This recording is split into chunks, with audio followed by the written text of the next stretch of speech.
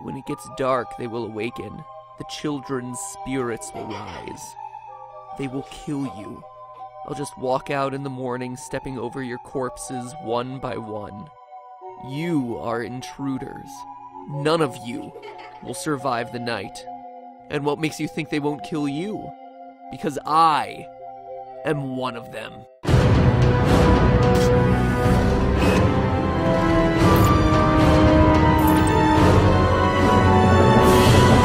Hello, Internet! Welcome to Game Theory, still available to consult on the Fnaf movie's storyline. Seriously, Scott, I'll be waiting by the phone because I can practically guarantee I've put more collective hours of thought into counting animatronic toes, tracking eye colors, listing out the differences between pizzerias, diners, and rental services, parsing out your phone guy calls, and counting and recounting again the number of dead child carcasses left in your story's wake than literally anyone else out there. I mean, I've even gone so far as to do the unthinkable for these sister location videos. That's right, I reread The Silver Eyes. In an ironic twist, it took longer than the actual game. Now, here I am piecing together this script after, I kid you not, a weekend spent doing nothing but thinking about these games, writing and rewriting timeline after timeline to account for all the nonsensical Easter eggs shoved into this 4-hour experience. And you know the conclusion that I've reached? That your version of events isn't satisfying. That any theory I come up with that attempts to bend over backwards and cobble together every line of dialogue, design detail, and character motivation will be overcomplicated at best and inherently flawed at worst. And that's not me admitting defeat, it's a fundamental problem with the series right now. This one just tried too hard to do too many things. You've got elements of the past 4 games mixed in with FNAF World, mixed in with the book, all of which at this point have questionable canonicities, conflicting storylines, and competing dates. Couple that with characters that mimic other characters, characters that lie to you, and characters that may not even exist across the different story threads of the franchise, and it's unclear if this is a continuation of the books, if it's a continuation of the games, or just an outright reboot of some kind. The best analogy I can think of is that it's like the giant human glob you turn into at the end of Inside. A mass of limbs all struggling to work together to move in one direction, but all just flailing out randomly. And honestly, it could have been easy. With Scott saying that the original story was completed with FNAF 4, we could have just said that Sister Location was aligned with the book and FNAF World to start paving the way for the movie. But then you couldn't help yourself, Scott. You just had to throw in those FNAF 4 Easter eggs, huh? And those put everything into chaos. And it's not just me feeling it. Based on what I'm reading online, a lot of FNAF theorists sense that the lore contained in Sister Location is a game changer, but then they don't exactly know why or what to do with it. Struggling under the weight of explaining away Ennards and babies, Mikes and Williams, casual bongos and exotic butters. What's an Easter egg, what's a tongue-in-cheek reference, and what is actual canon? So understandably, there's some confusion about what's actually going on in this game, and that is what I'm out to solve in these videos. Picking Sister Location apart to definitively put together which details matter and why this is such a monumental game for the franchise's lore. So go ahead, keep your plots vague and convoluted, Scotty boy. I'm here to translate your madness to the world. First off, who are we playing as? Historically, the protagonists of Freddy's games have had a varying degree of importance. There are those like Mike and Fritz who, for all we can tell, were just names with the sole purpose of filling out the "to" line on a paycheck. Sure, they may have been retconned into some importance now, but they were never really intended to be that way. Then there was the crying child of FNAF 4, hospitalized and trapped in a waking nightmare. Slightly more important, I would hazard to say. And the game recognizes this as, during your first encounter with the new animatronic baby, she calls out, "It's a strange thing to want to do, to come here.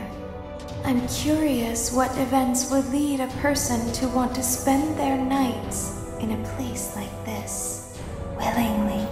Maybe curiosity, maybe ignorance." Answering the question of who you play as in Sister Location is more important than any of the rest of the games in the franchise, since it practically dictates every other element of this story. Why you're there, what the endings mean, what this location stands for, how this fits into the overall timeline. It's a big deal. Now personally, based on the silhouette in the mirror, my first guess is to say that we're playing as Rick Astley, and Scott is just committing the most elaborate Rick roll in history. I mean, just look at that hair. It's an exact match, and let's face it, Scott has proven that he's not above trolling us. But assuming he has a little bit more respect for the fan base than that, there can only be one possible conclusion here. In Sister Location, we play as William Afton.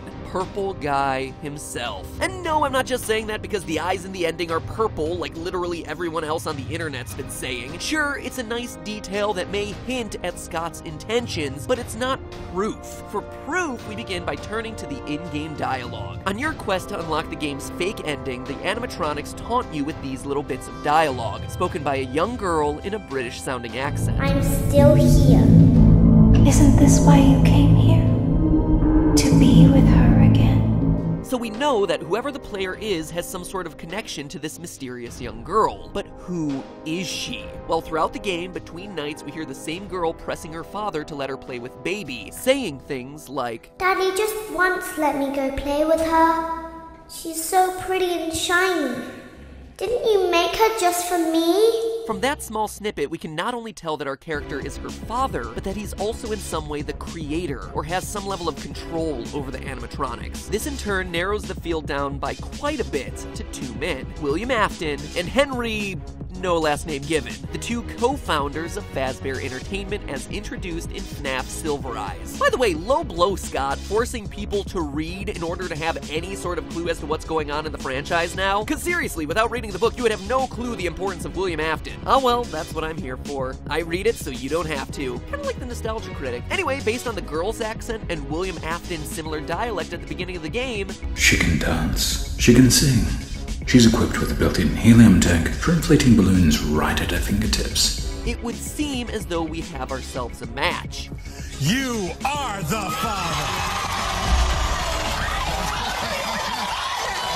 Let's not be too hasty there, Maury. We can be even more sure. In the game's real ending, you get yourself tricked, becoming animatronic fodder as the machines scoop out your internal organs and replace them with endoskeleton cords. Now, this really bothered me since it's like the antithesis of what we expect from our stories when we beat the game. Here I am wanting to finish my night and return home to my basket of exotic butter, but no, that's reserved for the fake ending. Becoming a flesh suit is somehow canon to the series. I wanted to write it off as jumping the shark, like, hey, we're getting a little bit too absurd right now, but then I realized that this is a franchise built on haunted animatronics chasing you through a pizza restaurant after they've been killed by a serial killer hiding in a mascot suit filled with killer springs. So, crossing the line of absurdity? Yeah, I think we're long past it at this point. Becoming a flesh suit is an oddly specific event to be integral to the lore, and yet, there it is. So we're left with two options. Scott's either completely lost it at this point, or he has some other plans for this character. And indeed, he does, as the novel once again shows us why this odd story turn is so important. In its pages, we're treated to all sorts of lines that make it clear Mr. Afton is the one who gets himself stuffed. Page 407.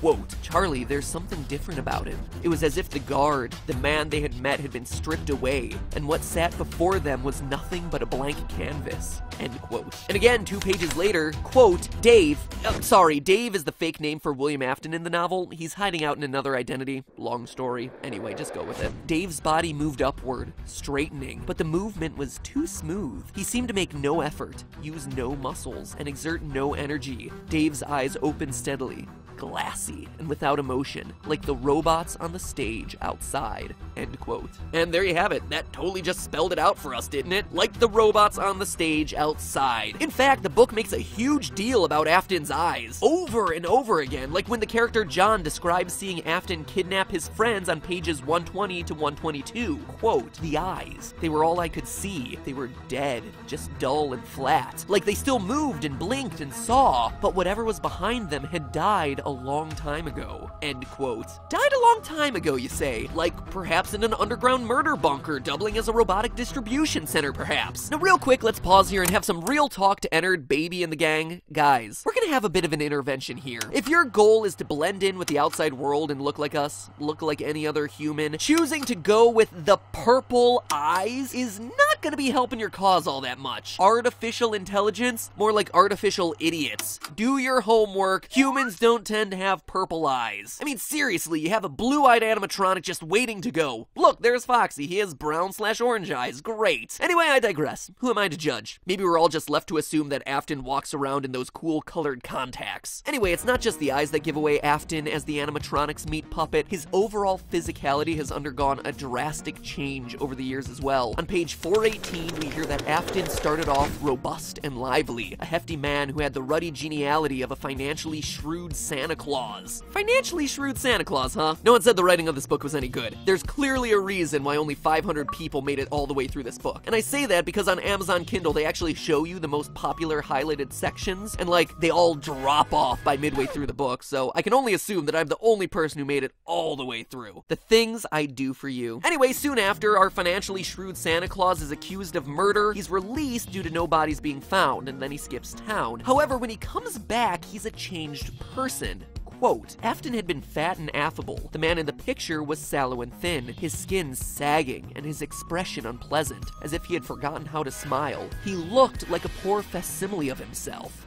End quote. So when he comes back to town, he's not only lost a ton of weight, but he looks like a poor copy of himself? So that's us reading the subtext of these lines, but you don't even have to read between those lines. Afton tells us directly in the quote I used at the top of this episode. Quote, and what makes you think they won't kill you? John said again. Because I'm one of them, he said. I mean, let's face it is hard to argue with that one. He is outright saying he is an animatronic. Reading the book the first time, you all assume it's like, oh, he has a kindred spirit with these animatronics because he loves them so much and he dresses as one and this and that. But oh no! After playing Sister Location, it takes on a whole new meaning. Now, there are two major complaints against the Afton theory. One, that Baby's first lines are, I don't recognize you. You are new.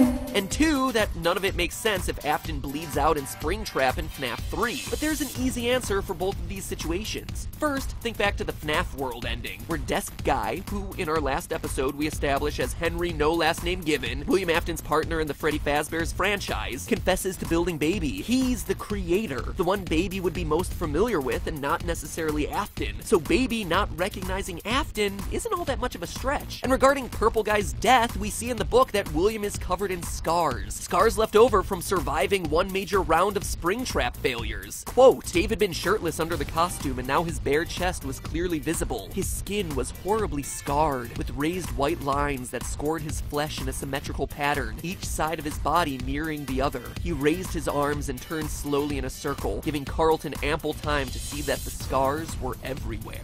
Also note that we never actually see Springtrap die in Fnaf 3, just collapse into his own pool of blood and shiver there. The light never drains from his eyes. And Silver Eyes shows that it's not only possible, but that William has indeed survived a Springlock failure in the past. So could the Fnaf 3 incident be the reason he has all those scars in the book? Absolutely. Also, according to the timelines the events line up, all of the events of Silver Eyes take place in 1995, placing it long after any events that we've seen in the games thus far, with the exception of Fazbear's Fright, which may have been a hallucinogenic dream sequence anyway. So all in all, cool story, bro. We play as Purple Guy in Sister Location. Thank you for selecting Casual Bongos. But why? What does all this mean for the plot of the game? It actually explains a lot, but from here it also tends to get really complicated, because now we're dipping into the FNAF 4 surveillance footage, FNAF 4 locations being tied to Sister Location, child experimentation, and the identities of Baby and Ennard. So instead of rushing my way through it to get it all done in time, I'm gonna pause right here and hold all those explanations for the next episode. Now that we know who is playing the game, we need to know why and how it affects the rest of the series as we know it. So click that basket of exotic butter to subscribe and be informed of when the next half of this theory comes out. And in the meantime, listen to these casual bongos and do me a favor and vote. Sister Location,